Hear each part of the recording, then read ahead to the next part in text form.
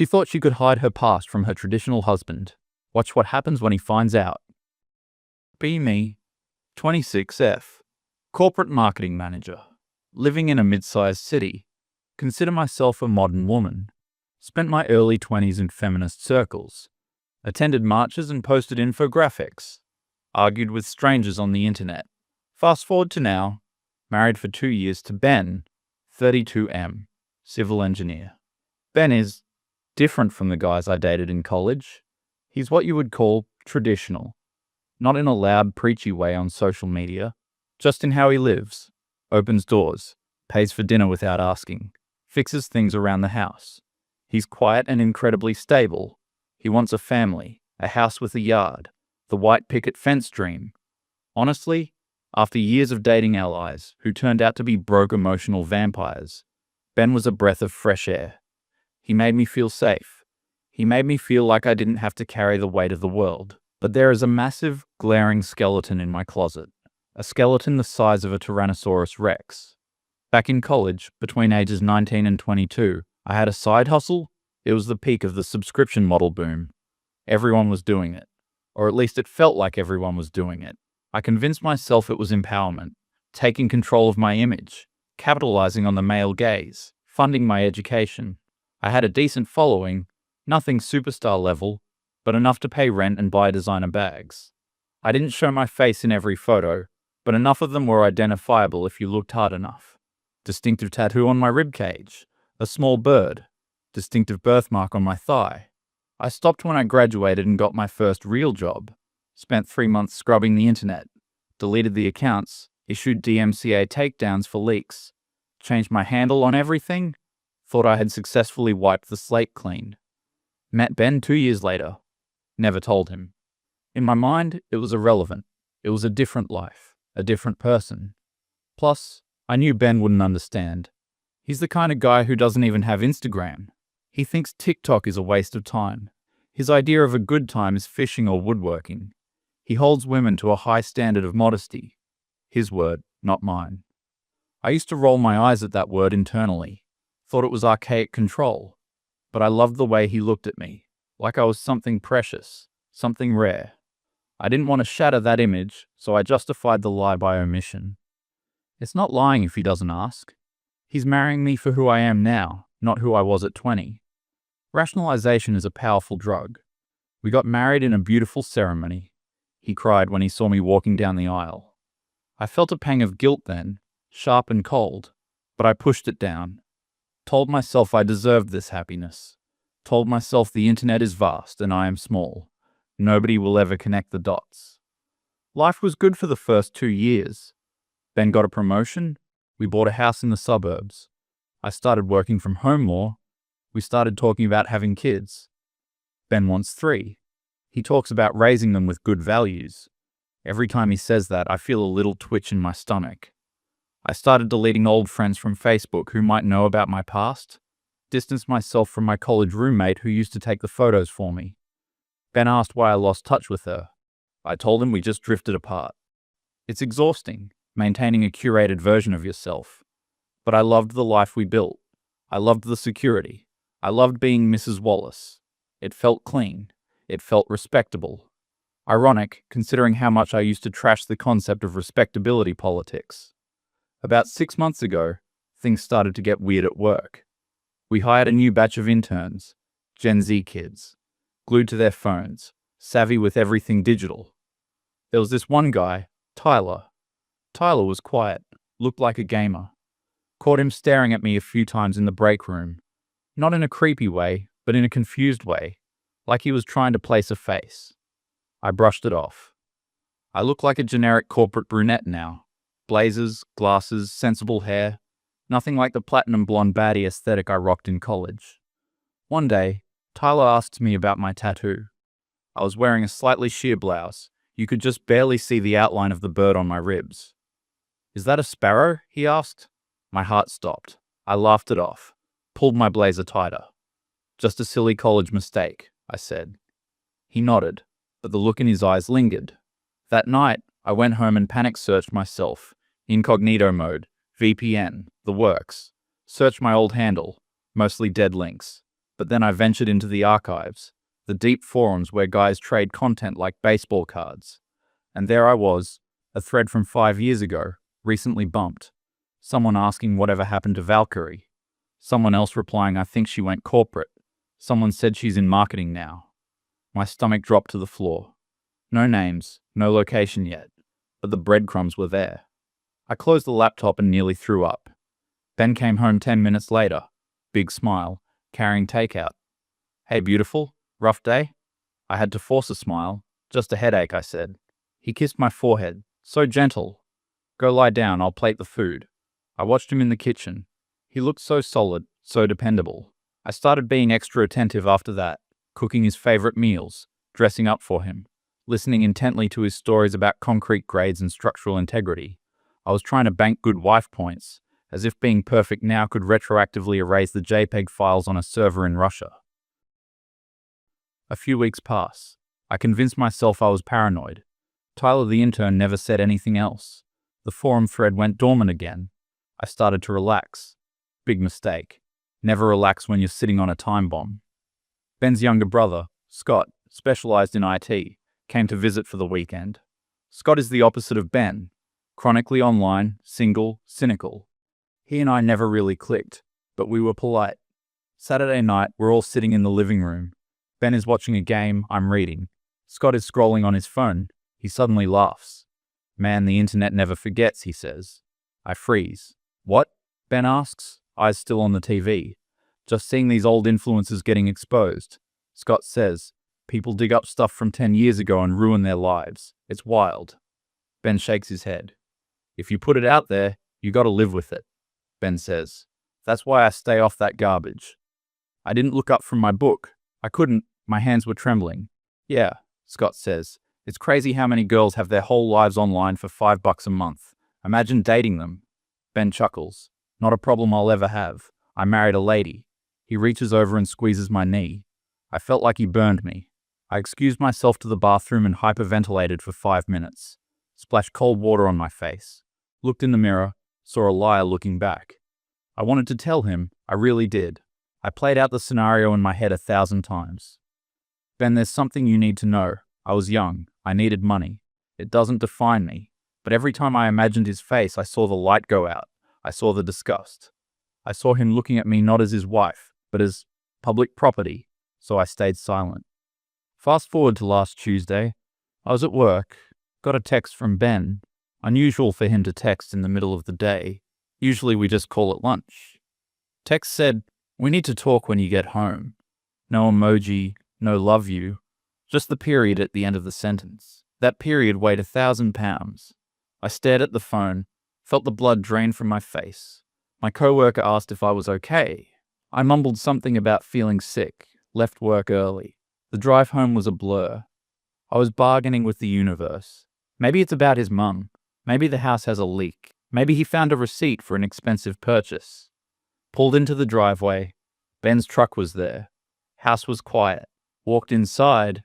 He was sitting at the kitchen table, not watching TV, not eating, just sitting. Hands clasped in front of him, iPad sitting on the table, face down. He looked up when I walked in. His eyes were red. Not like he was crying, but like he hadn't blinked in an hour. Tired. He looked so incredibly tired. Ben, I whispered. He didn't say hello. He just pushed the iPad across the table, slowly, like it was a loaded gun. I walked over. My legs felt like jelly. I flipped it over. It was a photo. Me, 21 years old, wearing barely anything, cat ears, holding a sign with my old handle on it, and next to it, a side-by-side comparison with a photo from my Facebook. Same birthmark, same tattoo, same eyes. It was an email. Subject line, thought you should know. Sender, anonymous. I stared at the screen until the pixels blurred.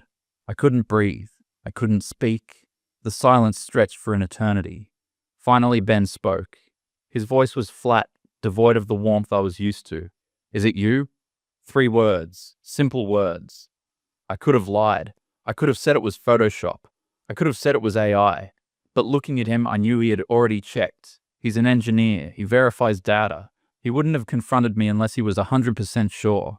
I dropped into the chair opposite him. Yes, I whispered. He closed his eyes, took a deep breath through his nose, exhaled slowly. When?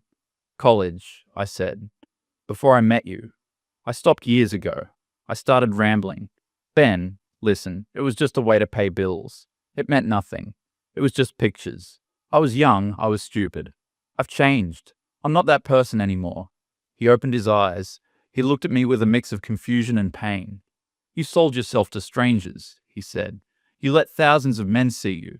Things that were supposed to be for us. My defense mechanism kicks in. It was just modeling. It was digital. I never met anyone. It was my body, my choice. As soon as I said it, I knew it was the wrong thing to say. Ben's expression hardened. Your choice, he repeated. And it was your choice to lie to me for 3 years? I didn't lie, I said weakly. I just didn't tell you. That is a lie, he said, voice rising slightly. You presented yourself as one thing. You let me believe I was the only one who got to see you like that. You let me stand up in front of my family, my friends, God, and vow to honor you. While half the internet is seeing you in cat ears for $9.99, the specific detail stung. He had looked. He had seen the content. The shame washed over me hot and fast. Ben, please. I reached for his hand. He pulled back, sharply, like I was contagious. Don't, he said. Just don't. He stood up and walked to the window. Looking out at the backyard he spent all summer landscaping. I feel like I don't even know you, he said. I feel like I married a character you created. I love you, I sobbed. I'm still me. I'm the woman who makes you coffee. I'm the woman who laughs at your jokes. I'm your wife. He turned around. Are you? Or are you just playing the role of a wife because you were done playing the role of a cam girl? That hit me in the chest. A physical blow. That's not fair, I cried. I wanted this life. I wanted to be with you. Did you? He asked. Or did you just want a safety net? Did you want someone to pay the mortgage and take out the trash while you pretended none of that happened? I didn't have an answer, because deep down, there was a grain of truth. I wanted the traditional protection he offered, but I hadn't offered the traditional transparency he deserved. He walked past me to the bedroom. I heard the sound of a suitcase zipper.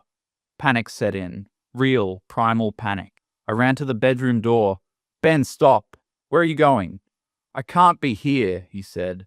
Packing shirts, socks, underwear. Methodical, calm, terrifying. We can fix this, I pleaded. We can go to therapy. We can talk about it. He stopped packing and looked at me. You can't fix trust with therapy, he said. You looked me in the eye every single day. Every time I told you how beautiful you were. Every time I told you how much I respected you. You let me say those things knowing I was a fool. You made me a fool, Victoria. He used my full name. He never uses my full name. I'm going to my brother's, he said. He zipped the bag. Do not call me. Do not come over. I need to think. He walked out, didn't slam the door, just closed it firmly. I heard the truck start. I heard it drive away. I sank to the floor in the hallway, and I screamed, not a movie scream, a guttural, ugly sound of total despair. I lay there for hours. The sun went down. The house got dark. The house that he bought, the house that he fixed, it felt huge and empty and cold. I checked my phone. Nothing from Ben, but a notification from Instagram. A DM request from a blank profile. Saw your husband left. Sucks to be you. Internet is forever, lol. I threw the phone across the room, cracked the screen, didn't care. The next few days were a blur of misery. I called in sick to work, couldn't eat, couldn't sleep. Every time I closed my eyes, I saw the look on his face, the disappointment. It was worse than anger. Anger burns out. Disappointment is permanent. I tried to rationalize it again, tried to get angry. He's being insecure. He's a misogynist. He shouldn't judge me for my past. I recited all the talking points I learned in college, but they sounded hollow in the empty hallway. They didn't bring him back. They didn't make me feel better. I realized that all the empowerment theory in the world doesn't matter when you're sitting alone in a dark house. Ideology doesn't keep you warm at night. A husband does, and I had lost mine. Ben finally called me 4 days later. His voice was cold, professional. I'm coming by to get some tools and more clothes, he said. Please be out of the house. Ben, no, I want to see you, I begged. I'm not asking, Victoria, he said. Please, just give me an hour. He hung up. I sat on the couch and waited. I didn't leave. I had to see him. He walked in an hour later, saw me sitting there, Didn't look surprised, just resigned. He looked terrible. Dark circles, stubble. He looked 10 years older. I asked you to leave, he said. I'm your wife, I said, standing up. We need to fight for this. He laughed, a dry, humorless sound. There's nothing to fight for, he said. I can't look at you the same way. I've tried. For 4 days I've tried to wrap my head around it. But every time I think of you, I see the pictures. I see the comments. I see the price tag. He shook his head. I wanted a partner who shared my values. You don't share my values. You just pretended to because it was convenient. I gave you everything, Victoria. I worked overtime to buy you that car. I fixed up this house so you'd be comfortable. I wanted to be your provider, but a provider protects something precious. You sold what was precious for tuition money and validation.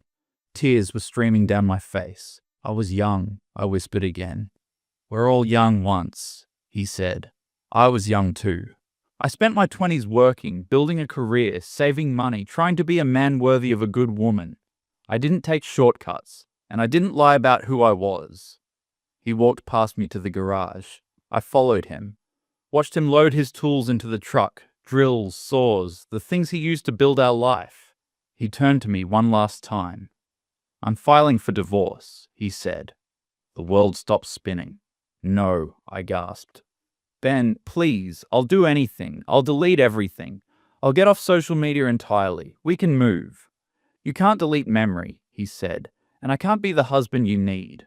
I'm not evolved enough. He used the word with scathing sarcasm. I'm just a traditional man, and I can't be with a woman who belongs to the world. He got in the truck, rolled down the window. You can keep the house for now, he said. I'll pay the mortgage until the settlement. I won't leave you on the street, because that's who I am, even if you aren't who you said you were. He drove away, and this time I knew he wasn't coming back. That was 3 months ago. The divorce is proceeding. It's amicable, legally speaking. He's being generous, more generous than I deserve. I'm still in the house, surrounded by the things he built, the shelves in the pantry, the deck in the backyard, ghosts of the future we were supposed to have. I went back to work. Everyone walks on eggshells around me. Tyler the intern won't look me in the eye. I think everyone knows. Ben's family has blocked me on everything, even his sweet mother, who used to call me daughter. That hurts the most, the loss of the tribe. I tried to go back to my old friends, went to a brunch, told them the story, expecting sympathy, expecting them to rage against the patriarchy with me. They did the performative thing. He's trash, they said. You dodged a bullet. Men are so fragile. But I looked around the table at these women in their late 20s and early 30s, single, bitter, scrolling on dating apps, complaining about how there are no good men left. And I realized I had one. I had one of the last good ones, and I lost him. Because I thought I could cheat the system. Because I thought actions didn't have consequences. I looked at my friend Lara. She's 32, polyamorous, currently fighting with her third partner of the month. She's telling me I'm better off, and I feel sick because I know she's wrong.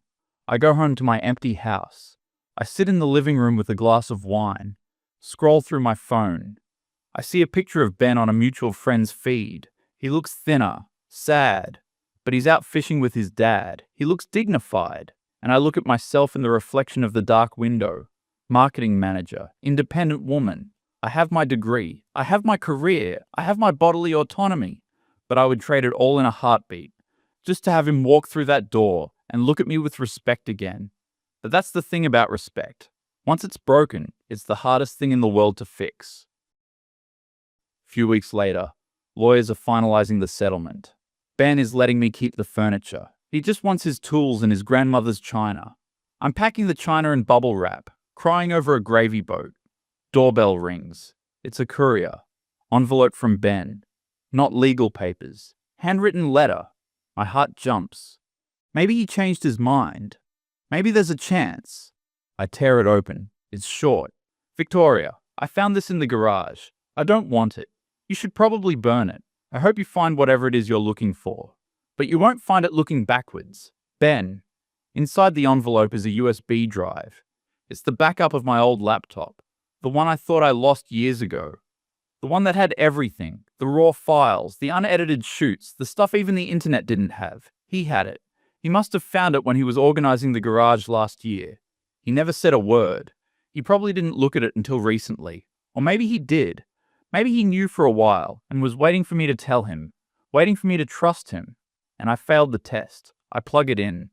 Look at the files. Folders named tuition, rent, bag. I see my young face, smiling, dead in the eyes, holding a sign. I look so proud of myself in those photos, so sure that I was winning the game. I realize now I wasn't the player. I was the pieces. I walk to the fireplace. Light it up. Throw the USB drive into the flames. Watch the plastic melt. Watch the chips bubble and blacken. Toxic smoke rises up. Smells like burning garbage. Fitting. Get a text from my mum. Heard about the divorce. What happened? Ben was such a good man. I stare at the cursor. How do I explain this to my 60-year-old Catholic mother? I made a mistake. I type. Delete it. We grew apart. I type. Delete it. He found out I used to be an e-girl and his traditional morals couldn't handle the deception, I think. But I can't type that, so I type nothing. Put the phone on Do Not Disturb.